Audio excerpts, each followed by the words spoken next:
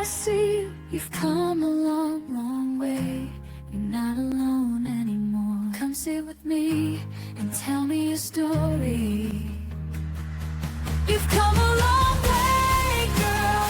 Pull yourself out and climb the nest.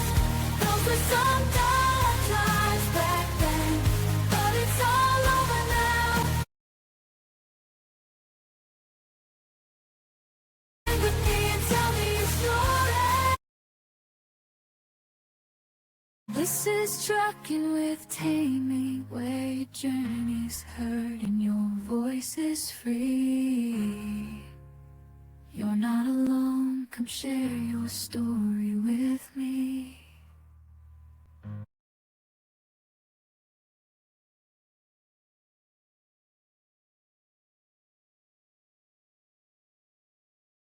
Good morning and welcome back to Trucking with Tammy. My name's Tammy. Today I am proud to announce we have an amazing guest on our show, Brigette Belton. If you don't know her, she's a Canadian truck driver, activist, author, and she is widely recognized as one of the early sparks behind the 2022 Freedom Convoy. So Brigette, welcome to the show. Thank you, Tammy. And I have to say, your intro song just like knocks it out of the park. Thank you. I wrote that. I wanted it to be very personal and kind of highlight the premise behind the show. So us women having a voice is very important, I think.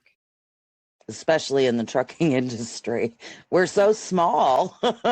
We are. And you know, our numbers are dwindling and I hate that. So hopefully we can spark a woman out there to brush out and get her CDL and come join the journey with us.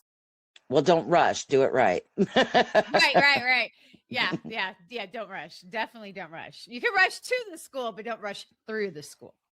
That's right.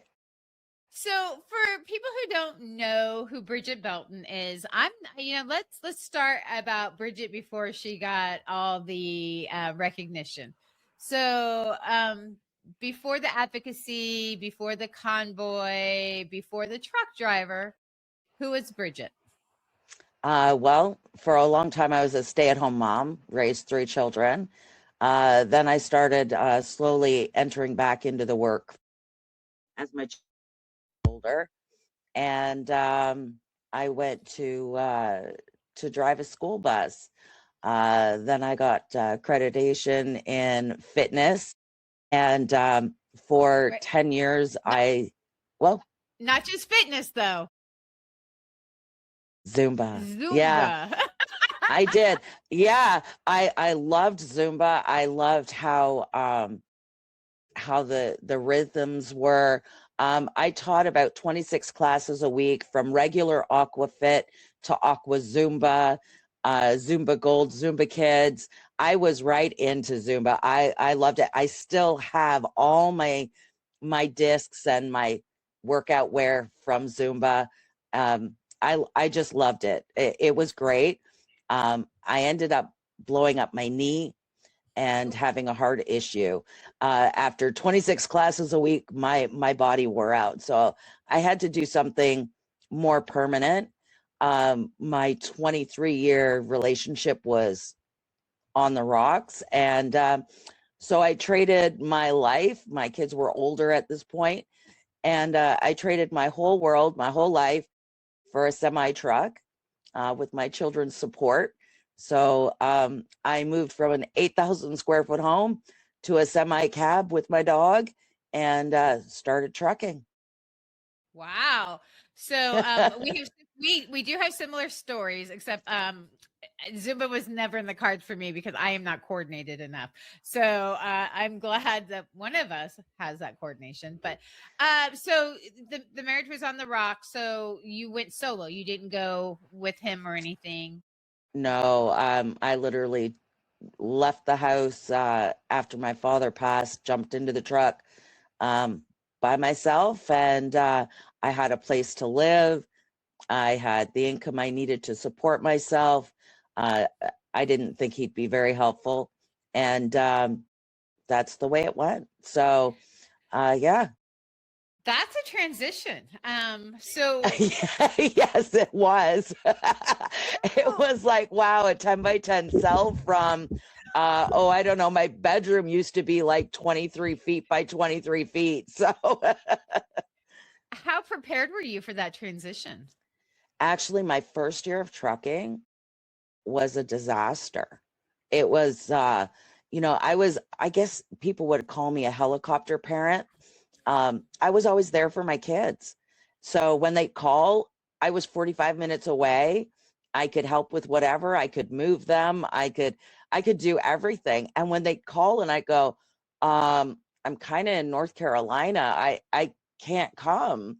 You know, it was that was hard on me as a mom that really loves her children, loves spending time with them, and loves solving their world issues, which were really not that big when you've lived longer, right? But Right. their issues were, devastating to them at the time, and I couldn't be there. There was nothing I could do for them. So that was my first year was really hard learning to cut the umbilical cord for my children. I get that. I do. I'm the same kind of mom, and I have an open door policy that, my kids are welcome to bounce home at any time that they need to, if they need a reset, they need help. And they have utilized that when they needed, I give them that little extra support and give them their wings and send them back out. So, how did you cope with that first year? I mean, what did you do to ease that transition? Because a lot of women, when they're faced with that, they don't always have that resolve to make it through the cutting the umbilical cord, and they just jump back home and quit driving. Well, I have to say, I started out at Schneider. My goal was to be with Schneider for quite a while. I learned though that they are pretty much a year company. You spend the year, you learn everything you can learn, and they give you an amazing resume at the end of the year. So I was lucky. There was a lot of support. There was support from the staff. There was support from those within the OCs. If you needed to talk to somebody, there was somebody there. And a lot of them were guys, right? So they didn't understand maybe the mom. I'm the mom. I need to be there, and they would help me work through it. There were tears. Sometimes it was just a hug from a guy that I needed.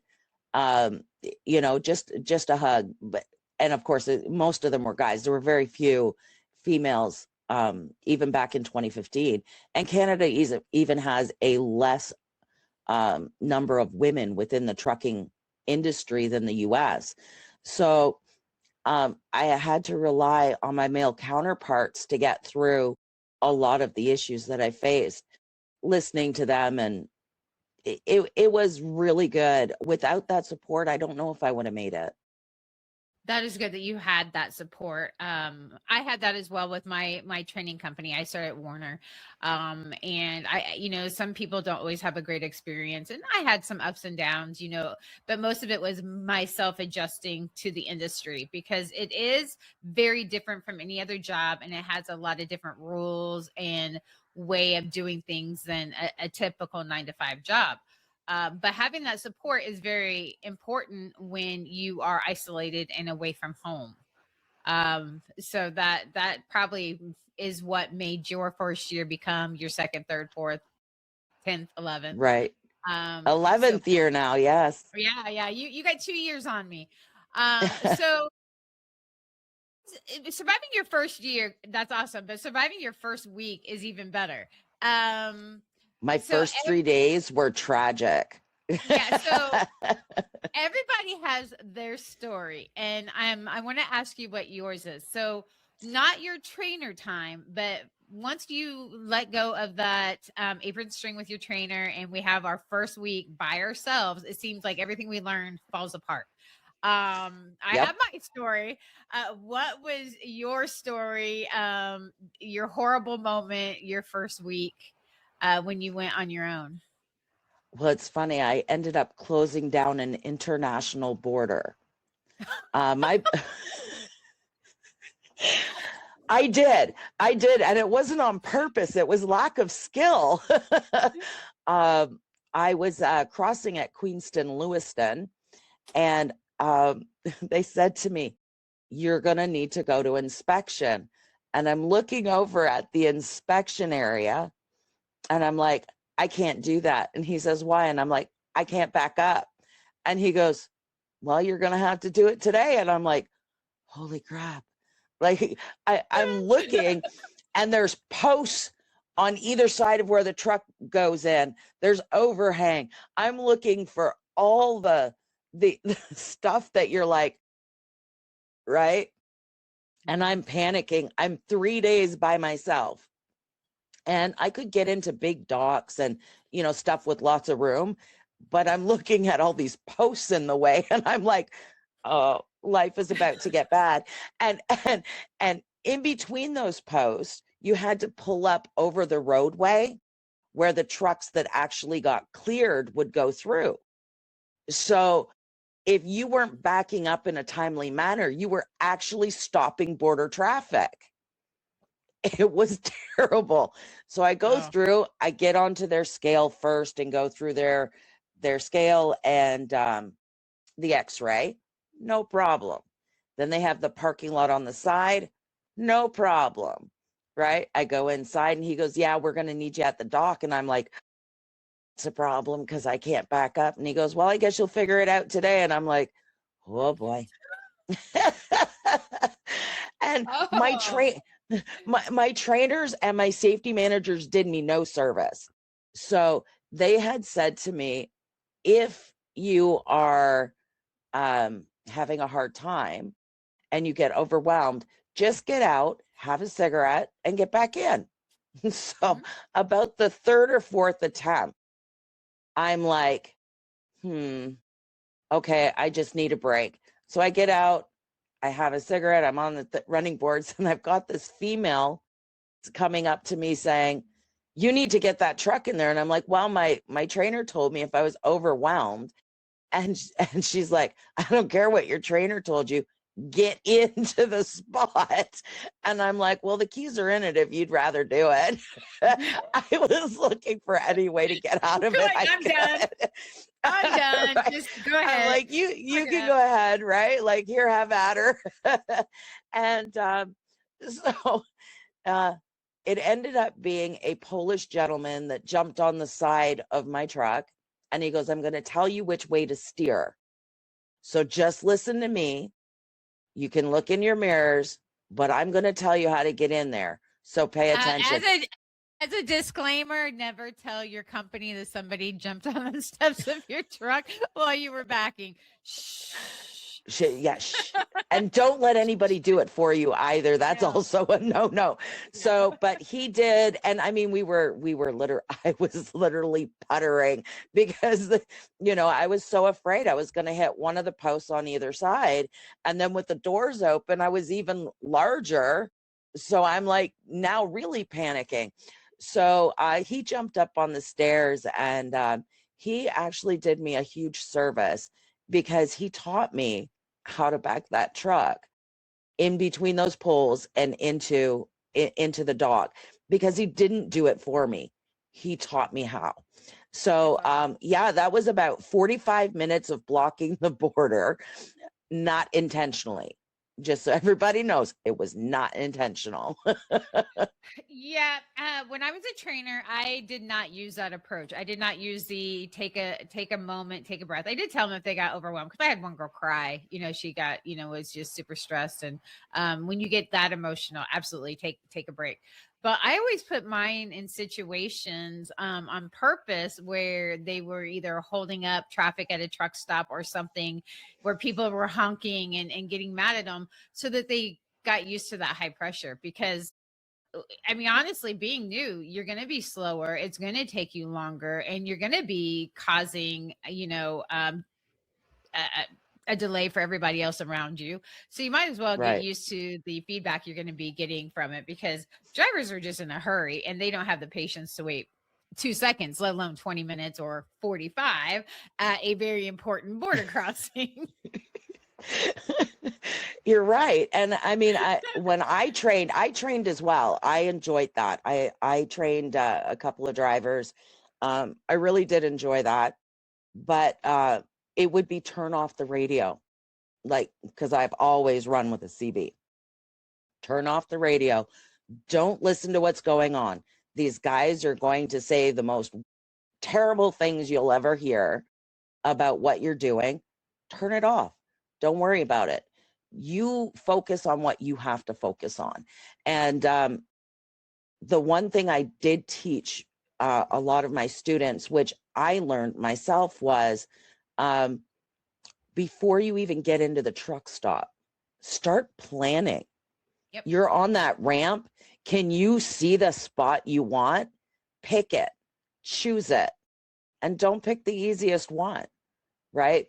So, if you have to go to the bathroom in a hurry, use the fuel lane, go up, park ahead, not at the fuel island. Don't park at the fuel island, because I will yell at you. Pull up, park at the line, and go to the bathroom, and then do your spot. Don't rush any of it. None of it has to be rushed. Nobody's dying. You don't have body parts in the back. You don't have to rush your day at all. I taught an 8-minute rule. And I don't even know where the 8-minute came from that I got it, but I always said, if there's something you can do within 8 minutes, then go ahead and pull forward to that yellow line, park, go in. If it's going to take you more than that, then you're holding, and I think that's about how long it takes somebody to clean their windshield and fuel. If you're going to be in there longer than 8 minutes, then you are in somebody else's way. So park it. So I think the 8-minute rule is really important, and every driver listening should not be there longer than 8 minutes. That's no showers, people. Right. I can say, honestly, I've never taken a shower while parked at the fuel island. Me neither, but I have definitely been behind more than one and have had to back up out of the fuel island because of it. So it's definitely not something that everybody adheres to. But yeah, that's really important. I call it situational awareness. Know where you're going before you get there, and then you don't look like that guy that's turning in the lane that says no trucks. Right. I do have to say, I've got caught more than one time behind someone, and I'm like, oh, they just put the hose into the tanks. I'm like, I can't wait. I'll pop the brakes, jump out, go to the bathroom, and I come back, and I'm like, where did he go? Like, he was here pumping. Oh, I've done that. What did he do? Put in 2 splashes and off? Did he just make it look good? And so I'm like, now I look like the bad guy. I wasn't. I literally went in, peed, and left. I have done that too, and I'm sorry. I have no shame in that one. I'm sorry. When my bladder says it is time to go, and it is if I hold you up for that 3 minutes, I am deeply sorry, but sorry. Now, you guys have jugs. We don't. You guys Exactly. can pee in the bottle real quick. We can't. So if I'm holding you up, it's okay. It's okay. I think that's only fair. I mean, there's a whole equipment difference there, and I think it's only fair if we hold them up for a couple minutes. I'll get over it. So good. Go around me. Just go around me. I never do that where I'm blocking like the entry or the flow of traffic, though. Just that. No, I'm usually in the fuel line. I am going to fuel. And I've had a couple of guys cut in between me. I'm like, how did you do that without hitting something? Like, I didn't leave that much room. So now you went out solo. You are like me. It's a career change. Yes. Empty nester. And trucking is an animal. I mean, so how did you adjust to being a woman in this industry on the road, and what challenges that you think are gender specific, like that apply more to women than men, did you have to endure and overcome in the beginning? And still, I mean, we still have. I don't know any guy that's had a woman go up and put her phone number in the back of her jean pocket while she's fueling. I've had that. My husband now, I remarried in 21, but my husband now has been on the phone with me, and there's guys that come up and go, so what are you doing later? look, man, I'm doing the same job you're doing. I'm not sitting here for a booty call. So, I mean, Right? that's definitely different. Um, They seem to because, think that we drive during the day and lay on our backs at night. You know, that's not well, how we it do, works. but we're sleeping, getting ready for the next Alone. day. Well, with my dog tends to jump in the bunk, right? So if there's movement going on, it's me and Mac, right? Like he's moving around. But yeah, no, I thought that was so strange that the men thought we were there to service them at night. And we're not. We have a job to do just like them. We do the same job that they do. I've done everything from flatbedding to reefer work and just dry van. So it's not that we're not untalented out here. We definitely are talented. We're definitely doing the job they are. And in most employers that I've had, they've said we are more attentive to the job and we're a lot more careful. We tend to not want to get into certain situations, so we avoid them as much as possible. Yeah, yeah, I would agree with that. We are definitely more aware of what we're getting into, and like, no, not gonna do that. Right? I mean, I have a golden rule that because my backing was so bad when I first started, and I have to thank the guys at Schneider. They literally took me when we were at the OC. They would take me on their run with them and go, okay, back the truck now. I had a lot of guys and a lot of help with it was the articulation that just threw me. And when you move the tandems, I was like, oh my gosh. So I have a rule. If I don't know, don't go. So I don't back unless I 100% know I'm not hitting something. So and that served me my whole career so far. So Everybody else should listen to that rule. You know, that's why most mirrors have that little sticker that says goal, get out and yeah, look, know where you're backing before you back. right. But I mean, a lot of people can still do goal, but they don't realize their turn is not quite right. Um, and they used to call me the problem child at Schneider because of my backing issues. And I had one guy come out, one trainer, he come out and he set everything up. And he goes, you can get in there. And I'm like, there's literally a piece of paper between me and the other trailer. And he goes, you can do this. You've got it. He goes, I'm going to set you up. I'm going to tell you how to do it. And it was really funny because the one aspect I was missing was that your tandems are actually your X point right at the center. So if you look between your two tandems and you turn at that point, that's your X. That's where you're turning to back up. Had that been explained to me, I could have been, I don't know, not so stressed for almost 6 months. But it was just that one thing that resonated with me. And trainers have to understand that how one person learns, not everybody learns by. So you have to try a lot of different scenarios to see where your students click, where it works for them. I would agree with that. And if my students that are listening to this, I have one. She was an older lady. She knows who she is, and she was very stubborn. And she learned by doing it. So I had one student that needed to learn. It always had to be hands-on. Like you had to show why something wasn't going to work. So the one day he puts his headphones through the steering wheel and puts them on.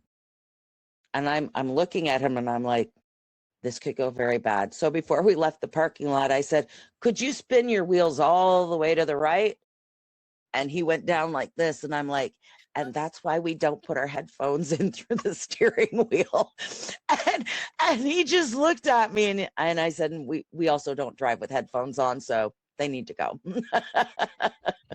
Yeah. But they do try. They do try. They try just about everything. And, you know, if I can stress anything, listen to your trainer, even if you hate them. They're there to teach you how to drive, not be your friend. If they're your friend and not your trainer, they're not doing you a service. You can try and be both, but it doesn't always work. Sometimes you have to be the trainer above the friend. I have a lot of the students that I did train that we still talk. And the one thing they said was, you are the hardest cookie that I ever had to come across, but I'm good at what I do now. So Same. if that's what I give to them, that's great. I don't train anymore. There's no need where I'm at, but it was an experience. And I feel for trainers out there, some of the students aren't ready to accept the training, but I'm also seeing trainers that aren't trainers. So if I see that, I try and help out. I caught Yes. one trainer with bad tires, and I was like, you can't let them drive like that. That's no. Yeah. So, if you guys are getting into that training truck in the beginning of your career and your trainer is popping in the bunk while you're driving for the first time, then you need a different trainer. And Absolutely. most schools have like a student liaison in the training department now, specifically for that reason. If there's problems and, if you're not getting trained, then, what's the point? You need trained. And when I started my career, that's what I had. I had two trainers, but my first trainer handed me the keys. We were in Illinois, and he's like, "All right, we're going to California. Wake me if you need anything." And Oh, wow. I was a wreck. But it was horrible. And he put me in some really bad situations. And finally, I was like, it took me a few weeks, but I was like, all right, I've had enough. So I am very, very much, this is very strongly opinionated about that. Trainers do not belong in the bunk at all. Nope, While they you're in don't. a training period, they need to be in the jump seat next to you while you're navigating in the beginning. So that's very, very important. And it was actually the company that I worked for. They teamed us training. No, I hate that. I hated it too. And I literally would break our shift so that I could get a couple hours sleep, and then I would run. So I would train all day, get a couple hours sleep, and then I would do my shift. As long as we could stay on our route and our timing, I would take, a couple of hours sleep. So I was exhausted by the end of a week because Yeah. I pulled, so many shifts. But I learned a lot, and that's partly why I'm not with that company in training any longer. It is because it's just insane to expect a trainer to be up almost 24/7 for a week. Yep. And I fought with them, and I lost. So I just moved on. But training was good. I loved the people. I love the fact that I got to teach them something that I had learned. And I didn't train until I was 2 years in the industry. So, Which is good. I think that should be the minimum, because you haven't encountered enough to, this being driving 6 months and throwing you in as a trainer, it's ridiculous. So definitely should not be allowed.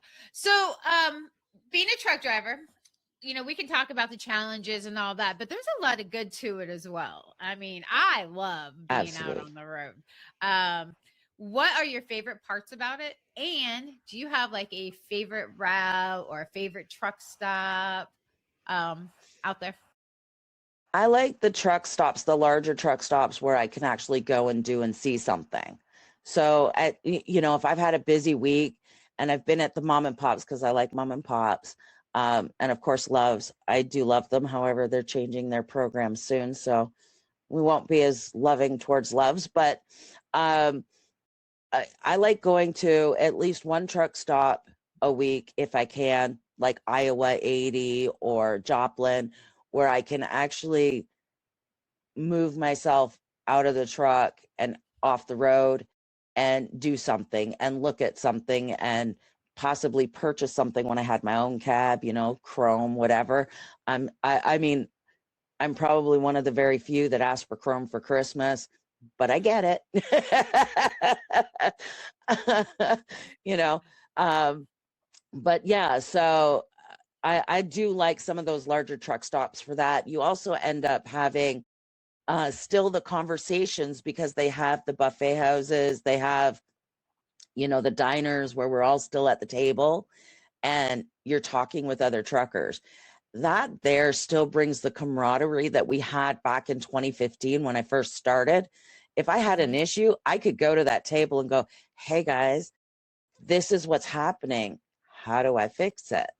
It seems like our life has gone now to social media asking for help instead of those driver rooms. Those driver rooms were so important, and we lost so many of them Yeah. during the COVID pandemic, and it's totally just rerouted everything. Yeah. So here in Illinois at Rochelle, we have the Petro still. And I love going in there and sitting at the booths right there in the driver's area. But you're right, we don't have many of those. And this is a great time to make that transition to post COVID because trucking has really changed since the times of COVID. And that's really when your advocacy started as well. A lot of truckers went home. I was out here, you were out here. And being out here as a truck driver was very challenging, very hard. And we faced a lot of things that people who were not truck drivers can't understand. Right. No facilities, showers were shut down, restaurants were shut down. We couldn't bathe, we couldn't eat. And it was very isolating, even more than normal. And then came the mask mandate. And that's when you had enough, I take it. It was a little bit further than that, actually. I mean, so at first, the first thing that happened for us cross border was they demanded our phone number and email address. And I was like, well, why? I have a fast card, which was approved by both Canada and the US. All the information you need is right there. Just scan the card. And they said it was for Health Canada. Well, PIAC, which is Health Canada, why did they need that information? Oh, because they were going to start sending me emails and calling me and harassing me as a cross-border driver. We didn't know that at the time. So they had told me that if I did not provide that information, they would hold me until I did. I was like, excuse me? Like, what? So that was crazy. That was absolutely crazy. And so I gave them my information. I was like, well, I'm not going to be held somewhere until I do. Right. So that was crazy. Then from there, it went to in February of 21, they said, you can't get out of your cab. I'm literally going from Ontario to Ontario, California. Ontario, Canada to Ontario, California. 10 days to 11 day, maybe 12 day even return trip because of ELD, right? And I can't get out of my cab. I looked at the guard and I'm like, so who's fueling my truck? Where am I going to the bathroom? Where am I walking my dog? Like it's ridiculous. And they actually sent me to secondary where they started yelling at me for getting out of my cab, for not wearing a mask. And I'm like, I can't wear a mask. We had a big, long conversation. They wanted to take my temperature. It was February. I was out in just a sweater, right? And they're like, well, you're hypothermic. Yeah, no kidding. It's February and you have me standing outside my cab, right? And I was just like, it was terrible. And then the third instance, which was really severe, was again at the Windsor border when they threatened to take my cab, my dog, my truck, like my trailer, my load, and incarcerate me, gosh knows where, and no determined time. It's not like I had broken the law and, there was a 6-month sentence or we had no idea where I was going. We had no idea who I was going with, and we had no idea to where and for how long, right? So that was the night I broke. And that's a And lot worse than what we endured here in the United States, because we got our temperatures taken and we were isolated, but we weren't isolated to the part where we couldn't get out and fuel and that sort of thing. We just right, had limited resources, and there was a lot of interactions. They put up plexiglass to keep interaction down. They went from signed bill of ladings to digital during this time period. There's a lot of changes like that. I did have to take my temperature quite a lot every time you yes, pulled into a gate. And we were supposed to wear masks. I did not wear one in my truck. I would not. Sorry. Didn't see the point in that one. But we did not face the extreme levels that Canada faced, and I am so glad of that. Thank goodness. I thought it was bad enough. And so I couldn't even imagine being, imprisonated for getting out of your truck. right. I mean, it's just so it's ludicrous because I mean, you have to fuel your truck. Nobody's doing it for you. That was not something that, they all didn't want us to congregate, but nobody was fueling our trucks for us. No, I mean, that would have been great if we didn't have to get out in January and fuel our trucks in Iowa. Right. That would have been So great. what was the response to that? What was the response to, okay, you need these goods, but there are certain functions that we still have to do. We still have to fuel. What was the response to fueling? I mean, did they have a plan for that?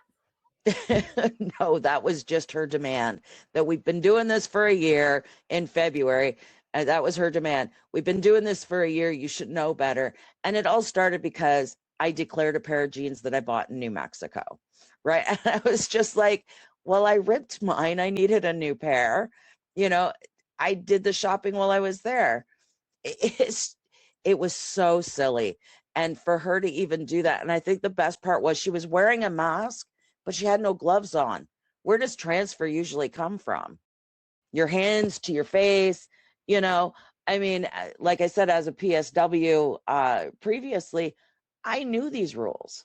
I knew that if you're worried about transfer, your hands are covered. Yeah. That's where they're going to transfer before anything else. Yeah, I went through a lot of gloves. I mean, in the beginning, I remember they were saying how long that they thought that the virus stayed on paper and 72 boxes hours. Yeah. for an extended period of time. So yes, and not wearing gloves. I mean, there you go. I mean, she's just going to transfer it from one item to the next, which is going to transfer it to the next person's. Yeah. It So was kind of silly. during this, somewhere in this period is when you finally had enough and you made a TikTok video. And that TikTok video kind of set the stage for the next part that we're going to talk about. What was that final straw for you where you just had your little Just, rant? um, I was done with the 2 years of the lockdowns. I was in the US. I was watching you all walk around maskless, purchasing at McDonald's. And I'm like, how is it different in the US than it is in Canada? And you'd have some Canadians, and I was just like, oh my Lord, are we cannot think for ourselves anymore. It's bad. They would say, well, that's in Michigan, not in Ontario. And I'm like, we're literally separated by a body of water, a bridge. Do you think the air is different in Michigan than it is in Ontario? Have you Right. ever seen what happens from a jet stream? Comes in through BC, drops into Colorado, comes back, drops into Ontario. Like, follow a jet stream. Have you ever watched the news? The air just keeps moving. It's not going to stop at the border. And if Right. it It doesn't contains say, oh virus, no, that's Canada. oh, We can't go in that's there. we're not We going don't there. have our Or passport. right. So I was just like, oh my gosh. And I'm like, is anybody attacking the Canadian geese that go south for the winter when they come back up here? Is somebody swiping them? Or are they getting a COVID test? They're free to travel. It was just so bizarre. even the I believe it was the CTA and the ATA were saying that we were not, as truck drivers, we were not a risk. We were on our own the whole time. So right around the time of this, the 16th of November in 2021 is when they started announcing that they were mandating the closure of the border between Canada and the US to non-vaccinated travelers. So I was like, okay, well, that's travelers. That's not me. I'm not a traveler. I'm working commercially. And then they said, but this is for the truck drivers. Yeah. And everyone was saying we were not posing a risk. I couldn't understand it. And my husband, I remember him telling me when we bought the truck, I said, oh, they're going to close the border. And he goes, no, not even during 9/11 did they close the border to Canadian truckers. He goes, we're essential. He goes, they're not going to do it. Then in You're essential as January, long as you're vaccinated. exactly. And then in January, they were going to close the border. And he goes, I can't believe they're doing this. Never. He goes, never in a million years would I have thought that they're going to close the border. After that November incident, it was definitely, I was done. I was so done. And for whatever reason, I did go to TikTok and make the video and reach out to other truck drivers because I had finally discovered that little search circle at the top, you know, the spyglass, and put in truckers. And I found out TikTok was so much more than just dancing and jumping into cars. It was actually political commentary. There was truckers, there were dancers, there were women, there were a whole bunch of groups. And I was like, wow, okay, I'm discovering. And yeah, reaching out. The first person I remember talking with really that took me seriously was a woman named Maria. And I was watching her bake bread in her kitchen. And she was saying that she was giving this to her neighbors to bridge the gap between the vaccinated and unvaccinated. Oh. And I remember watching her and smelling, you know how you just have memory of smells. And I was smelling the bread baking, that, you know, the yeast rising, just like my grandmother would have done in her kitchen. And she was from the East Coast and was willing to step up and help. And Cindy was another one. And then came Chris Barber. So he wasn't even the first trucker. He was like the third person in line that that agreed to talk with this trucker. So yeah. So how did the Freedom Convoy? I mean, I know we're limited on what we can talk about, but was Chris Barber already working on creating the Freedom Convoy at this point, or is this where the talk started? This is where the talk started on January 2nd is when Chris agreed to work with me. And I started sending him right away a whole bunch of people's names that were reaching out to me saying, yeah, let's do this. I said, look, we got another one in your area. And I'd send them off the contact information. Get with this person, talk to them, start creating your route. We weren't supposed to go to Ottawa. We were supposed to work together in conjunction with every city and town within a province with the truckers to make our voice heard. That would have worked wonderfully because it would have been in unison. The idea was to slow traffic, and people that were getting back to work wouldn't have wanted to have their day impeded by a bunch of truck drivers that were being sidelined. And it wasn't a few truck drivers. It was 10 to 30% of the Canadian industry. Wow, that's a huge. So that's a big percent. I mean, anytime you can get truck drivers together to agree on something and unite, and because it is very challenging with as many drivers as there are out there. So, what was the energy like in the beginning? I mean, it went from me planning my end, my demise, which I was working on, to saying we need to stop that for now because you aren't alone. You are not the only one out here suffering. There are many, many more. To this like energized environment Like, if I could relive that energy, it was fantastic. It was a constant, you know how you go to your favorite concert and you're just so excited? It was like that 24/7, right from the time it started picking up on January 2nd. It was So, phenomenal.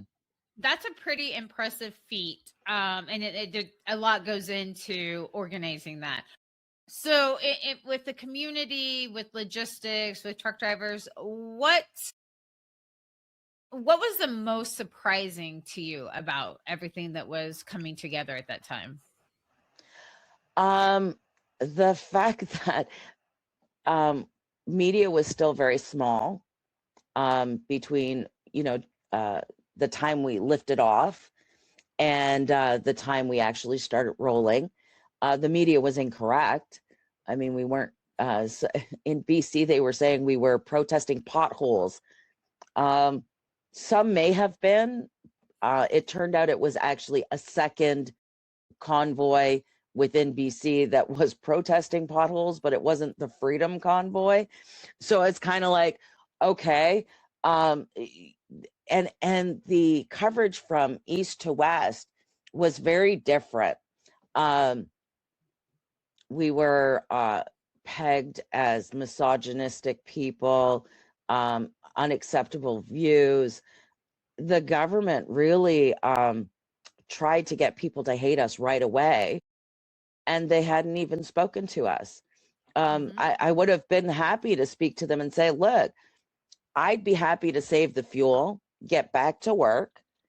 Here are our conditions. We need to either be supported financially, like every person that you've done, you've put out of work. Um, some were supported with CERB, others received UI at the time, and then there's many more that didn't, that I found out about later. But we were told if we did not get the vaccine, we didn't get unemployment benefits. We didn't qualify for CERB. So they were financially trying to break us into taking a vaccine. And I don't agree with that. I think that is over the top. That's a push that this is my body, it's my choice, and my autonomy does not belong to my government. Right. Myself, I'm unvaccinated. And I medically, um, my doctor was like, we don't know what this is going to do. I have liver disease. He's like, absolutely not. So, Right. and because I was very much against, getting vaccinated. It's not that I don't have my regular vaccines, as a child growing up, but having a vaccine rush without knowing the side effects or anything else, it's very scary. And no one wanted to address that. It's just like, here, take it, you have to, it's the rule. If you want to live a normal life, you want to do this, you want to do that, you have to. My son was in the military, he was forced to do it, being part of the military. And anytime you're forced to do something and you take away our choice, then it's an issue.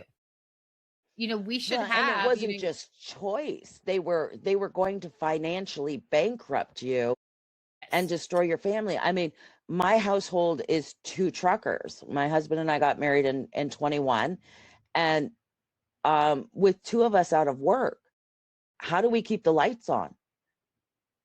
You don't. Right. And that's something that Canada was a little bit different than the US, because you guys had unique hardships that were specific for Canadians. Losing your house, losing your truck. During the protests, you guys didn't have access to a lot of facilities. There was a lot that you guys endured, that in my opinion, were very extreme. Well, and I mean, during the POEC testimony, we found out that one of our MPs suggested using a tank against us. I mean, that would have been Tiananmen Square all over again in Canada. That would have been ridiculous. Now, of course, they say, well, it was just a joke. Well, when you say how many tanks do you think we need? Oh, just one. I don't think that's any longer a joke. No. That is something that you were seriously contemplating. Yeah, you guys weren't armed. You weren't, it's not like you were No, holding, them hostage. no, we You weren't. were using freedom of speech, and Right. your right to protest. So looking back, we know how the toll on different people. What was the personal toll that it had on you individually? I faced a lot of bank sanctions. So my bank accounts were frozen. My husband, who was traveling, he was stateside when we went to Convoy. His bank account was frozen, and I was only the secondary on the account. They had said that wouldn't happen. So there was no funds available to even get me out of Ottawa if I wanted to leave. Right. So, you know, the police, I mean, they talked about taking our insurance. Well, you can't drive a car without insurance or a truck without insurance. They talked about taking our driver's license. Well, then you can't move a vehicle without a driver's license. They talked about, you know, taking the CVORs and the running authority of trucks. Well, then the trucks can't move. It was like they were trying to keep us there, but make us look like the bad guys. It Right. was the most bizarre thing I'd ever witnessed in my life. I was laughing when these kind of reports would come out, and I'm like, do they even know anything about what we do? Like, they can't. They Because without any of this, we can't move. And I mean, you're taking our fuel. They stole thousands of gallons of diesel, and we had trucks that needed diesel in order to leave. It was just so bizarre. Um, and then personal tolls, of course, I've been targeted since. Fictitious tickets coming in the mail, like just random tickets. I've never been to this location, and I get a ticket in the mail. My son's also received one. Um, Phone calls at all time of day or night. Um, Still anywhere from 10 to 40 spam calls a day, because my information was released to whomever, put on a list. And I can't, just get another phone number because this is our business line. Um, so even though our business is not acting currently, this is the line that I have, family in Europe has, that if anything happens, they're going to call this number. So I can't just get rid of it. Um, and I can't call them because I don't have the service on this line. So I can't just up and change a phone number. Um, so that's aggravating. You've got it's just tons and tons of little things that add up all the time. I've lost my home in New York. I didn't get my US funds back that were seized until last August. Oh, wow. Um, yeah. So, and it was just happened to be a couple of supporters that said, well, why haven't you got these funds back? And I said, they just don't want to deal with it. And they actually reached out to the bank and said, hey, what's going on? Why is the US account not sent back her funds yet? She has the letter. She's contacted you. Turns out they may have sent it via FedEx, and at that time they just throw the FedEx envelope on the stairs. Well, I was out working, so Okay, so who got the I don't. check? Yeah, so here's my question. Banks are audited, right? And I Yeah, have gotten checks before that were like 30 cents or something, a refund. And I'm like, I'm not going to waste my time. And I throw them away. But then yeah, a year later, I get a letter that says, hey, our bank just had an audit and this check hasn't been cashed. right. So, hello, you sent a more than 30-cent check via It FedEx. was thousands of dollars. Yeah, Didn't get cash and it didn't trigger anything during an audit. That's crazy. it is crazy, and it was the US that kept that money, not the Canadian branch. So, and I still have fraud alerts on my Canadian accounts. Never committed fraud, never.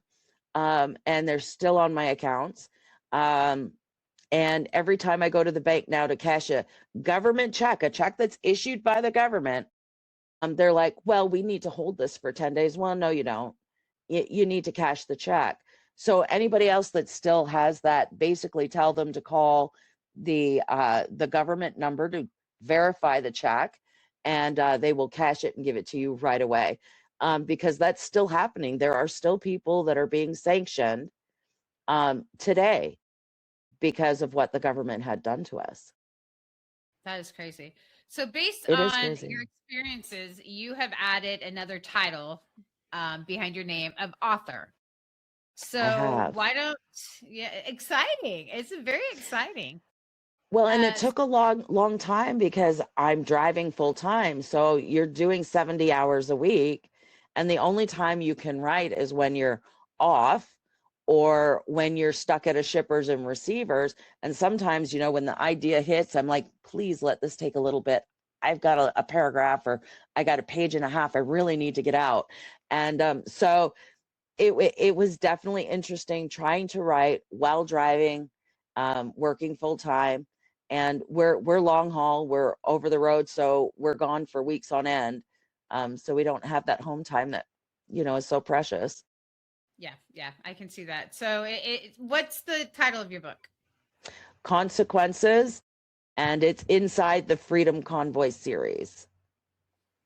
Okay, and so what made you decide to write it? It was actually therapy for me. So much had gone on. There was a lot of lies being told, a lot of people getting credit for things they had never done. And I was over the narrative that was being presented by certain media organizations and certain organizers or participants within the Freedom Convoy. And the narrative has to shift. We have to have truthful history, or we don't have history. You cannot support a false narrative and create that as history. That it's incorrect. So my book basically is my book, and my book series will basically be the truth on the origin and what I experienced within my circle, within my realm. I can't go and talk about somebody else's realm that I don't know, but I can talk factually about what happened, what I participated in, what those around me participated in, and what they didn't participate in, and get the truth to those that are interested. If you're not interested in the truth and you're interested in and following the shiny nickel, that's fine. You have your following. That's where you're going to go. If you're interested in the truth and asking questions and investigating more, then you'll at least pick up the book and read it. You don't have to like it. I'm not asking you to like it. I'm just asking you to discover history. Well, and what I've learned about history as an adult is it's all based on perspective, right? Exactly. And the perspective that they want you to know. So being able to provide the driver's perspective is crucial to understanding all parts of what went on. Media shines one version, the government has their version, and then the drivers that actually participated have their version. And your version is something that doesn't get enough attention. The actual what happened to the drivers individually, and the hardships that you guys encountered, and why it was important enough for you guys to stay in it. I mean, it's what you guys endured was worth. Well, let me ask you, was it worth it? Do you think that what you've dealt with, the fallout from it and the consequences are still worth the protests and the convoy? I've been asked that several times, and it really depends on where I am personally in my life, what my answer is. When I'm looking at a bank account with no money in it, I might no. Right. Well, and I mean, the fact that I'm still being sued millions of dollars because people don't like trucks in Ottawa and don't like honking, and blamed me for what every other guy that wasn't following what we asked him to do, and the fact that I wasn't even involved in some of those decisions because of certain things that had happened. So I'm being held accountable for people's actions that I didn't approve of, people's actions that I didn't support, and wasn't even in on the conversations. You kind of got to laugh, otherwise you'd cry. But yeah, was it worth it? I'm here today because of it. So Okay. So maybe the that question is shouldn't that be is yeah, instead of asking, was it worth it? Let's ask, did you make a difference? I did. I Okay. made a And I think that, difference.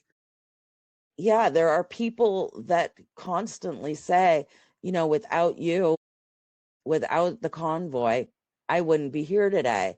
You saved me. And I look at them and I go, you weren't alone in that feeling.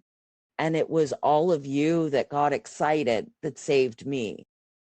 So we saved each other from how we were feeling, the hopelessness, that we were alone.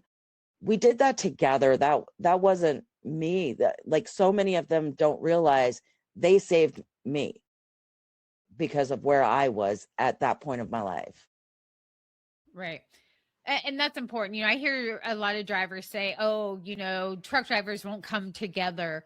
But the Freedom Convoy is a great example of how they do come together. And you guys didn't just have the convoy in Canada. I mean, we put on our own convoy to support you here in the United States.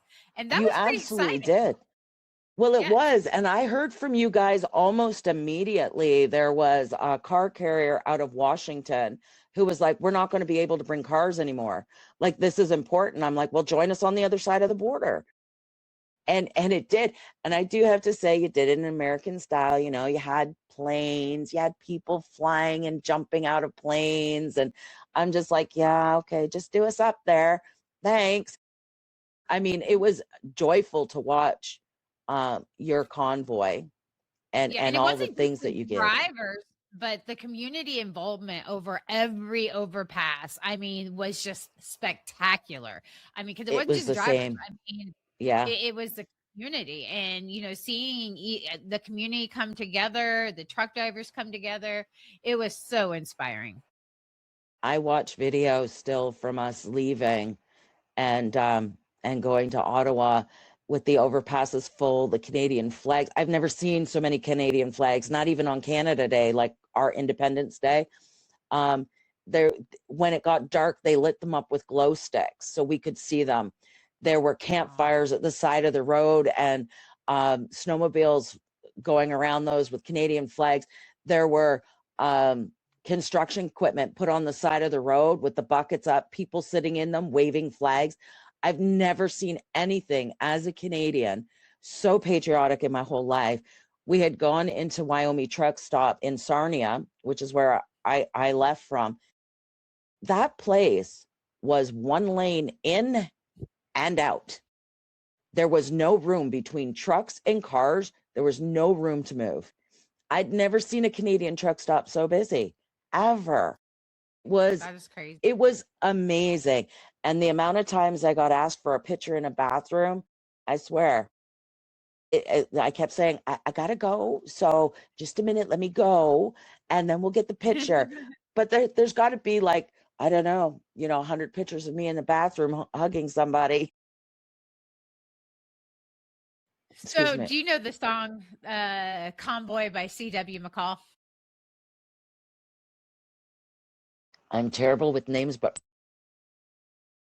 The song, the trucker song Convoy, they need an updated one for the Freedom Convoy. And I don't think I've heard one, but we do have an old song from the convoy way back when they were wanting to do tolls. So I think we oh, need a right, trucker song for the Freedom Convoy, right. so well, So I posted the link here on the video part of the podcast. If you're listening by audio, it's www.inside-fc.com. FC for the Freedom Convoy, Convoy. Freedom Convoy. So if you want to purchase her book, you can do so there. Where else is it available, Bridget? Actually, it's not available on the site. You can get it at Amazon, I'm Books a wrong. Million. That's the site, though. You can go there to read more about it.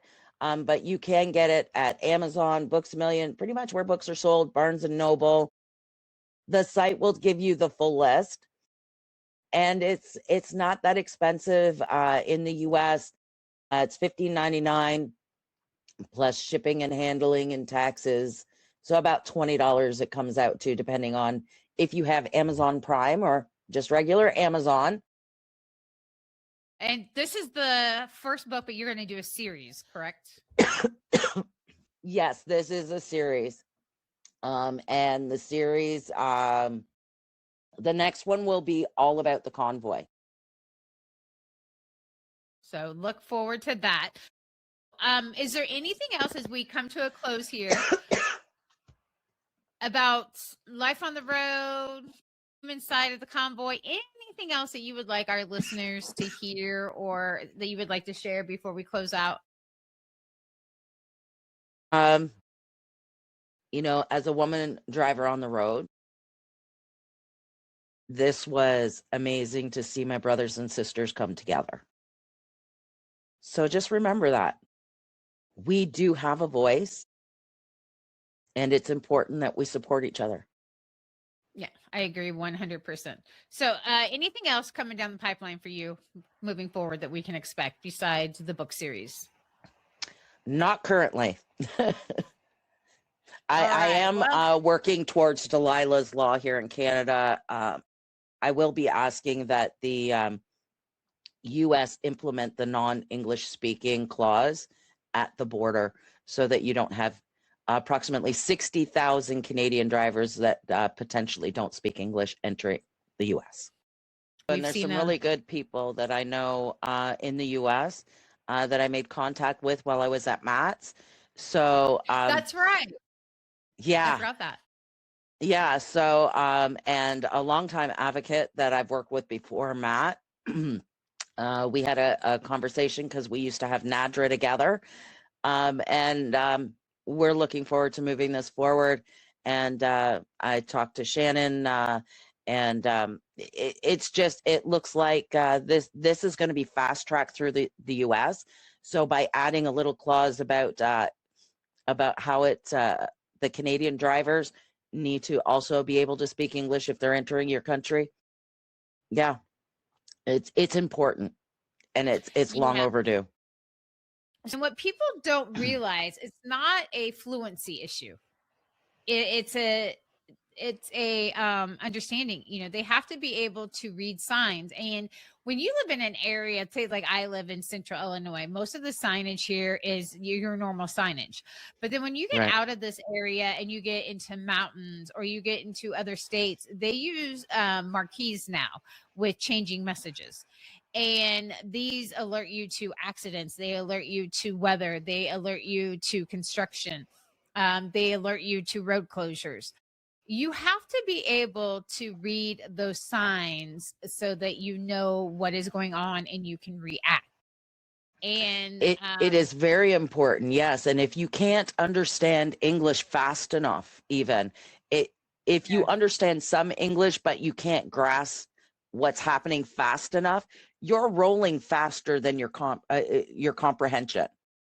Correct. So it is very important that we do, you know, whether we're teaching these people more English, but until they have the ability to understand the signs and react, they need to be sidelined for a little bit.